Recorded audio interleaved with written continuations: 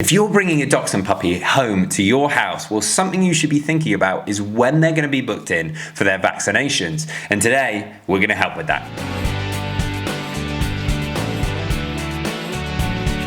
Welcome back to the Fenrir Dachshund Show. My name's Joe and I'm a certified canine leader here at FenrirCanineLeaders.com. We are dedicated to helping you learn everything you could possibly want to know about the Dachshund and then how to become a high-level canine leader so you can raise your very own. So if you're new here, don't forget to subscribe and turn on that notification bell so you never miss a future upload. Bringing home your Dachshund is going to be a very, very exciting time, but something you do not want to forget about is getting them booked in for their vaccinations. So what vaccinations should they be having and when should that be? Well, today we're going to be tuning into a webinar that the canine behaviorist and founder of FenrirCanineLeaders.com, Will, has recorded all about when you should be booking your Dachshund in for its vaccinations. So then let's dive into today's webinar and we'll begin with the first set of jabs that your new puppy most likely will already have when you bring them home. Your puppy's core vaccinations, if you're buying a pedigree puppy especially, the breeder will provide you with a number of documents when you pick them up to help you with that. These should include the contract of purchase, your puppy's health certificate and their pet passport. Now, this passport should contain a list of all the treatments that they have received from their breeder's own veterinarian. These include the first complete set of vaccinations as well as treatments for inner and outer parasites. Typically, your breeder's vet will have vaccinated the puppies between around 6 and 8 weeks of age. On the day you pick your puppy up, your breeder will most likely show you the date of the first set of jabs in that pet passport. They also may tell you to follow up with 2 sets of vaccination boosters. These boosters should be spaced apart 21 to 28 days from one another. Ideally, the recommended dates for the next jabs will already be marked in that passport for you. All you have to do is then contact your own vet and to make 2 appointments based on that, one for each set of those vaccination boosters. The second and third set of jabs once 21 to 28 days have passed since the date of your puppy's first vaccination, and you will find yourself at the vet for that first booster. Now, typically, this includes the most common diseases like distemper, hepatitis, and parvovirus. Usually, all 3 of them are injected in one injection. By that time, your dog will probably be around 12 weeks old. And this same injection will be repeated around the age of 16 weeks if you do the third one. Some vets recommend an additional booster vaccination when the dog is 20 weeks old. Now, on top of these 2 jabs, the vet will vaccinate against rabies, usually again between 12 and 16 weeks.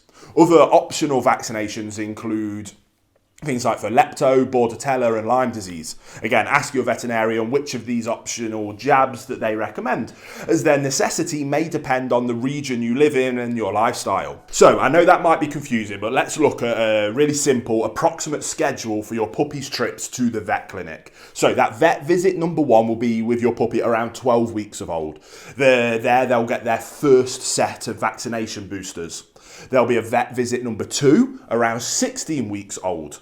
Now, with that one, the second set of boosters are applied. If recommended by your vet, you can then go for number 3 at 20 weeks old. So you might be wondering how much it'll cost you. Now, whilst it is true that vet bills can reach astronomical heights, you don't have to become the victim of unexpected healthcare costs for your puppy. And even if your puppy develops a health condition that requires veterinary care on top of that regular vaccination schedule, you can safeguard against that financial risk. Simply invest in a good, solid and reputable pet insurance.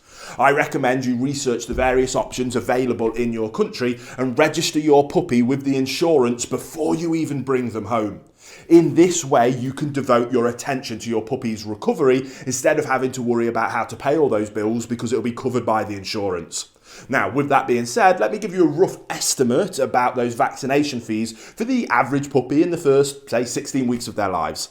Now, assuming you get the dog at 8 weeks of age and they only require 2 sets of core vaccinations, and assuming that your puppy is otherwise healthy and only needs these standard jabs, consultation fees are around $60, you need that twice, and jab core vaccines are around $75, so again, you'll need that twice. Rabies vaccination is around $20. So this all adds up to around $290 in expenses for vaccinations up to 16 weeks of age. Now, with no pet insurance in place, you still will have to pay that, usually if you have pet insurance or not. So this wraps up the discussion on what age and what jabs your puppy will need. As we mentioned, vaccinations are not the only expense you'll be facing with a young dog. They will also need to receive medication against internal and external parasites. What we said in this video is designed to give you just a simple overview and try and make it simple, because I know especially for first time owners, it can be quite difficult.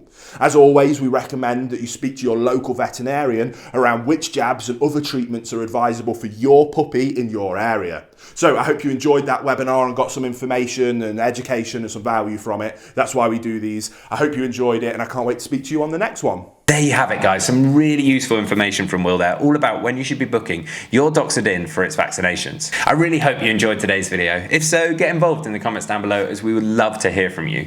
Don't forget to subscribe and turn on that notification bell, as we have 2 dedicated videos coming here every single week. So I can't wait to see you in the next episode of the Fenrir Dachshund Show.